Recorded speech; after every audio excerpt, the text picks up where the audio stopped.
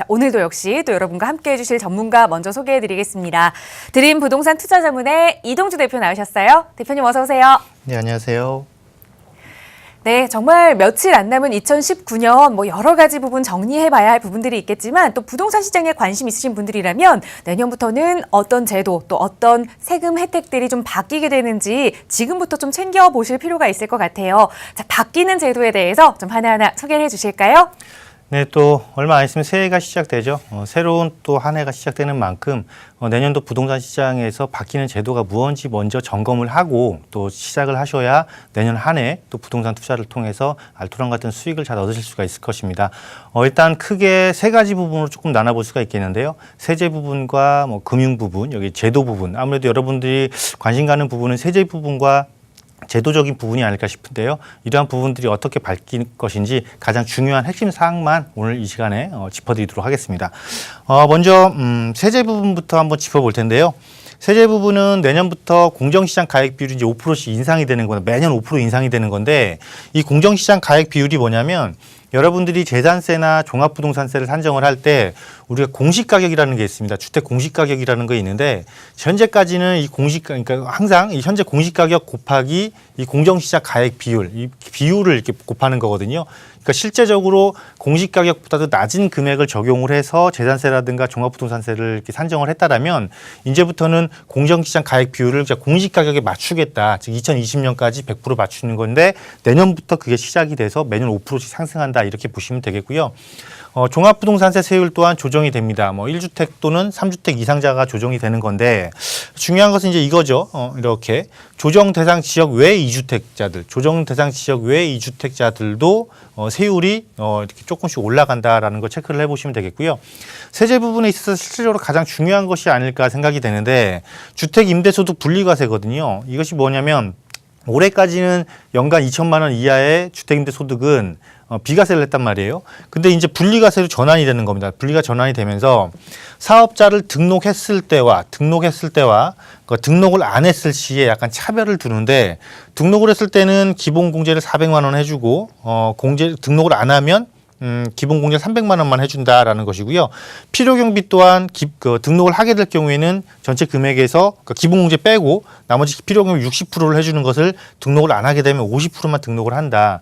또한 이뿐만이 아니라요. 2020년부터 현재 정부 정책에서 2020년부터는 임대사업을 등록을 안 하고 그러니까 2주택 이상자가 임대사업 등록을 안 하고 월세 수입을 받게 될 경우에는요.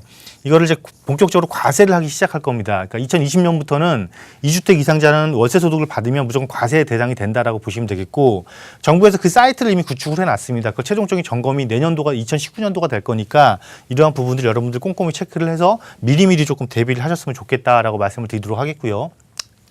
다음으로 3주택자 산정에서 배제되는 소형주택이 있습니다. 그 뭐냐면 이 보증금을 우리가 이제 전세를 놨을 경우에 보증금을 소득으로 환산을 하거든요. 소득으로 환산을 하는데 이거 이제 우리가 흔히 간주임대료라고 그러죠. 간주임대료에서 포함되는 주택에서 올해까지는 전용면적 60제곱미터 이하이면서 공시가격이 3억 원 이하이면은 이 간주임대료로 산정하는 이 주택수에서 아예 배제를 했거든요. 이것이 내년부터는 전용면적 40제곱미터 이하의 공시가격 2억 원 이하로 바뀐다라는 거 꼭 체크를 해보시면서요. 이 제도는 2021년 12월 31일까지 현행법상으로는 연장이 됐다라고 보시면 되고 특히나 전용면적 40제곱미터 이하이면서 공시가격 2억 원 이하이라는 것은 뭐냐면 대부분 이제 소형주택에 해당이 되겠죠. 소형주택에 해당이 되는 거니까 오히려 이런 제도를 잘 활용을 해서 소형주택에 대한 투자 방향을 잘 또 꾸며보시는 것이 좋지 않을까라고 말씀을 드리겠고요.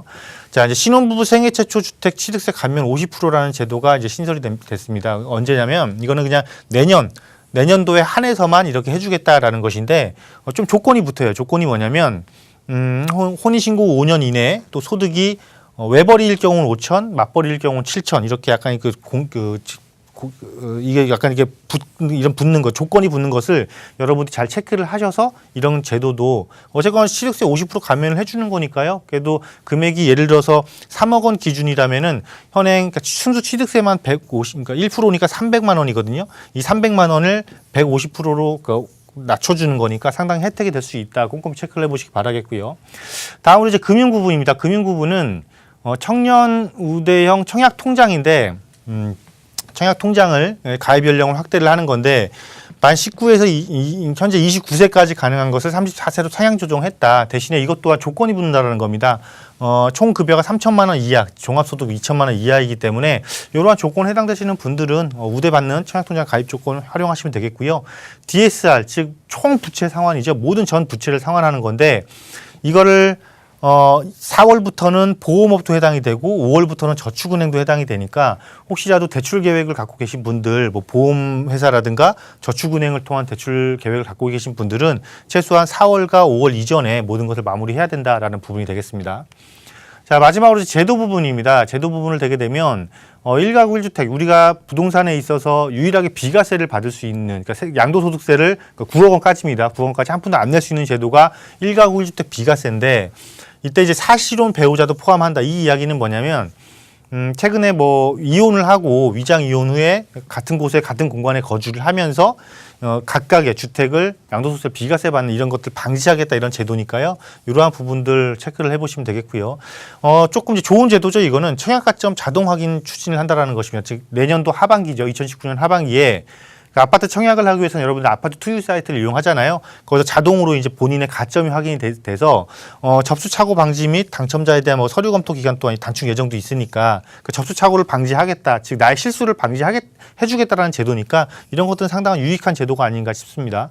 또한 이 실거래가 신고 기간을 30일로 축소를 합니다. 현행 60일인데 이거를 30일로 축소를 하게 되면 어떤 효과가 있는 거냐면 현재는 기간이 60일이기 때문에 최근에 또 그것도 화제가 됐었죠. 일부 그 뭐 단지의 가격 때문에 예를 들어서 거래를 해놓고 거래처를 한 것도 신고를 해놓고 이걸 중간에 뭐 매매 계약이 취소됐다거나 무효 처리해서 다시 이거를 실제 거래가 안 된 걸로 할 수가 있는 건데 현행까지는 이게 무효나 취소 해제가 될 때에도 이게 신고를 할 이유가 없었기 때문에 그 실거래가가 그대로 남아 있었는데 이제는 이것 또한 이제 신고를 해야 됩니다. 신고를 하게 되니까 실제로 높은 가격이 올라갔더라도 그 계약이 무효나 또는 취소 해제가 되면은 그 가격이 없어지는 거죠. 그래서 좀 더 실거래가를 정확하게 알 수 있게 됐다. 또한 30일로 축소됐기 때문에 상당히 최근 거리의 실거래가를 알 수 있음으로써 내가 이것을 구입해야 될지 아니면 팔아야 될지를 판단함에 있어서 상당히 좋은 제도다라고 보시면 되겠습니다. 그래서 이렇게 세제나 금융 제도 부분에 대해서 크게 변화하는 부분들이 있는데 실제로 이것이 부동산